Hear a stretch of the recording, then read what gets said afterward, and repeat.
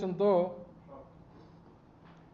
వారు ఎంతగానో ఇష్టపడేటువంటి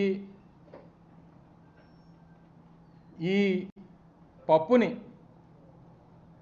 ఈ ప్రాంత మట్టితో తయారు చేసినటువంటి ఈ మట్టి కుండలో మా ప్రాంత శాలివాహనుడు మా కుమ్మరి సోదరుడు తయారు చేసినటువంటి ఈ మట్టి కుండలో పెట్టి ఇక్కడ ఉన్నటువంటి వారు ఎవరన్నా సాహసం చేసి వారికి తీసుకెళ్ళి ఇవ్వగలిగితే మీరు ఇవ్వండి, లేకపోతే వారే పరిగెట్టుకొని వచ్చి దానికి ఆయనకి ఇష్టమైనటువంటి ఐటెం కాబట్టి నేనే వచ్చి తీసుకెళ్తానంటే తీసుకెళ్ళమనండి, ఇక్కడే ఉంచుతాను దీన్ని. కాకపోతే ఈ పప్పుతో పాటు ఇందులో కాస్త ఉప్పు కారం కూడా కలిపా. కేవలం ముద్దపప్పు అయితే సరిపోదు వారికి. కాస్త ఉత్తరాంధ్ర ప్రాంతం అనేక సందర్భాల్లో ఆ పార్టీకి తెలుగుదేశం పార్టీ అధికారంలోకి రావడానికి కారణమైనటువంటి ఉత్తరాంధ్ర ప్రాంతం గురించి ఏ రోజు కూడా ఆలోచన చేయనటువంటి తండ్రి కొడుకులు ఇప్పుడు వచ్చి ఈ ప్రాంతం మీద ప్రేమ ఉన్నట్టు, ఈ ప్రాంతం అంటే అభిమానం ఉన్నట్టు, ఈ ప్రాంతానికి ఏదో భవిష్యత్తును ఇచ్చేస్తామన్నట్టు చెప్పేటువంటి మాటలు సిగ్గు లజ్జ, ఏ రకమైనటువంటి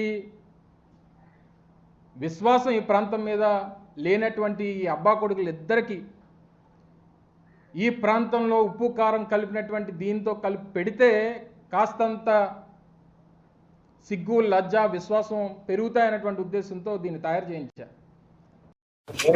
ఈసారి పిచ్చి పిచ్చి మాటలు మాట్లాడితే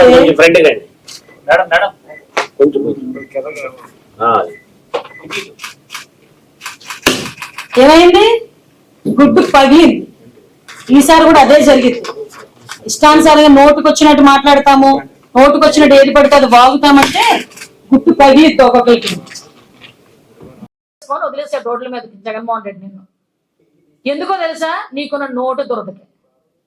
ఈ రోజు మేము అవసరంలే, జన సైనికులు రోడ్డు మీదకి వస్తే నువ్వు గనక ఇంకొక మాట మాట్లాడితే ఈసారి జన సైనికులు నిన్ను పరిగెట్టించుకోవడం కాదు, నేను ఆడదాని అయిపోయాను ఇంకో మాట మాట్లాడకూడదు కాబట్టి, ఇంకా నాకు సంస్కారం ఉంది కాబట్టి కాసేపు ఆగా, ఆ రేంజ్ లో కొడతాను నేను.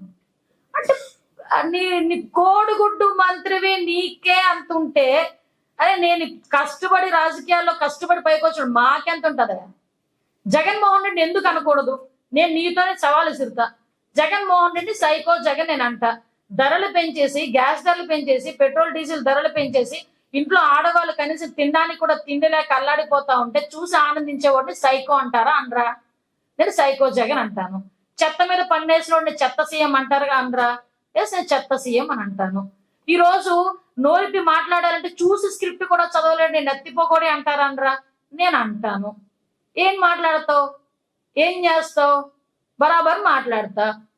ఉన్నదే మాట్లాడుతున్నా, లేనిదేమి మాట్లాడట్లా నేను.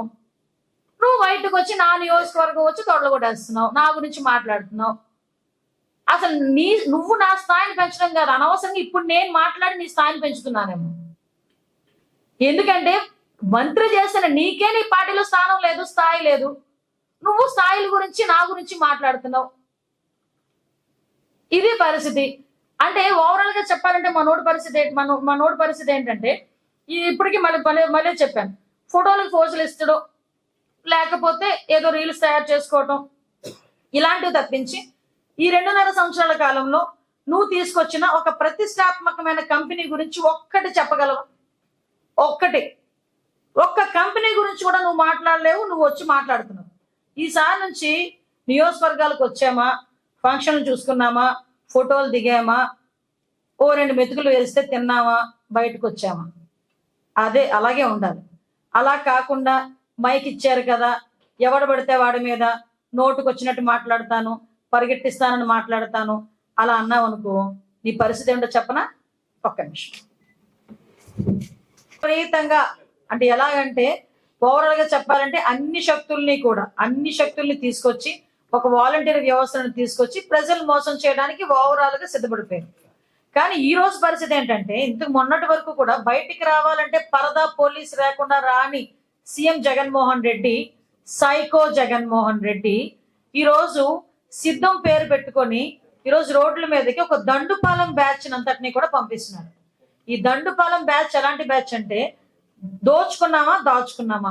ఈ రోజు మనకి సాయంత్రం అయ్యేసరికి కలెక్షన్ ఎంత వచ్చింది, రేపు మనకి కలెక్షన్ ఎంత రాబోతుంది.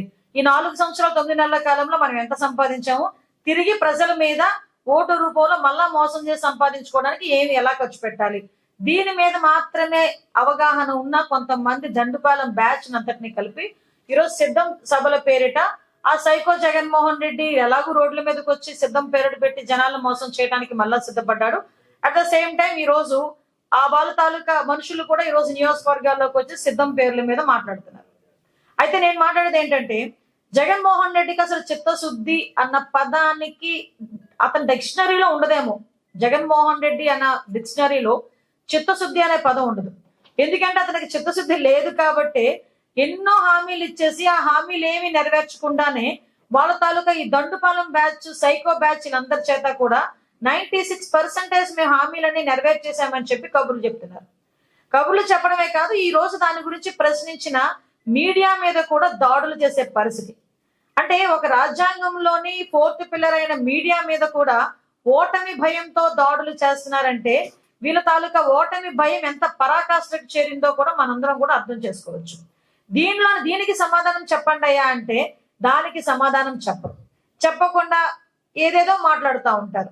ఈ రోజు నేను ఒకటే అడుగుతున్నా సూటిగా, అదే ఈ రోజు మద్యపాన నిషేధం నేను చేసిన తర్వాతే ఓట్లు అడుగుతాను అని చెప్పిన జగన్మోహన్ రెడ్డి ఈ రోజు మద్యపాన నిషేధం చెయ్యండి అయ్యా అంటే కాదు, మేము మద్యపాన నిషేధం అనలేదు, నియంత్రణ అంటున్నామని లేడీస్, అదే మా మహిళా మంత్రులు కూడా బయటకు వచ్చి అబద్ధాలు వల్లవేస్తా ఉంటే సిగ్గు వేస్తుంది నిజంగా. అదే మద్యపాన నిషేధం చెయ్యు అంటే మద్యపాన నిషేధం చేయడం మానేసి నకిలీ మద్యం బ్రాండ్లు తీసుకొచ్చి పాత బ్రాండ్లన్నింటినీ పక్కన పెట్టి నకిలీ మద్యం బ్రాండ్లన్నీ సొంత తయారీ కేంద్రాలు నెలకొల్పి వాటి దగ్గర నుంచి వచ్చిన నకిలీ బ్రాండ్ల రూపంలోని నకిలీ బ్రాండ్లన్నింటినీ కూడా తీసుకొచ్చి ధరలు విపరీతంగా పెంచి బెల్ట్ షాపులను ప్రోత్సహించి గంజాయిని ప్రోత్సహించి ఈ రోజు వాళ్ళు పబ్బం గడుపుకుంటున్నారు. నిజంగా మద్యం మీద మేము ఎటువంటి రూపాయి సంపాదించమని అనుకుంటే గనక ఈ రోజు ఎందుకు డిజిటల్ కరెన్సీ పెట్టలేకపోయారు? 4 సంవత్సరాల నుంచి మేము మొత్తుకుంటూనే ఉన్నాం కదా, డిజిటల్ కరెన్సీ మద్యం షాపులు ఎందుకు పెట్టట్లేదంటే ఎందుకు పెట్టలేకపోయారు అంటే కేవలం వాళ్ళ దగ్గర ఉన్న ఆదాయ వనరు మద్యం మీదే మేజర్ ఆదాయ వనరుగా మార్చుకొని రాబోయే కాలంలో ఎలక్షన్స్ లో మళ్ళా తిరిగి ప్రజలను కొనేయటానికి ఈ మద్యం మీద ఉన్న డబ్బుని వాడుకోవడానికి సిద్ధపడుతున్నారు. నేనేమంటానంటే సుమారుగా 30 లక్షల మంది ఈ మందు తాగి ఆసుపత్రులు పాలైన ఉన్నారు. ఎంతో మంది మహిళల తాలూకా తాలిబొట్లు తెంచుతున్నాడు. దీని గురించి ఎవడైనా మాట్లాడతాడా అంటే దీని గురించి ఎవరు మాట్లాడు. ఈవెన్ మహిళా మంత్రులు కానీ అతని తాలూకా సతీమణి భారతిరెడ్డి గారి గురు కానీ ఎవ్వరు కూడా మాట్లాడు. ఎందుకు మీరు అనుకోవచ్చు, సంబంధం లేని ఆవిడ ఎందుకు మీరు మాట్లాడుతున్నారు అనుకుని మాట్లాడవచ్చు. కానీ ఈ రోజు మీకు ఒక విషయం తెలియాలి, జగన్మోహన్ రెడ్డి అధికారంలోకి రావడానికి సీఎం కుర్చీలో కూర్చోవటానికి తల్లి చెల్లి ఎంత పాటుపడిందో అబద్ధపు హామీలు ఇవ్వటంలో భార్య కూడా అలాగే బయటకు వచ్చి మాట్లాడింది.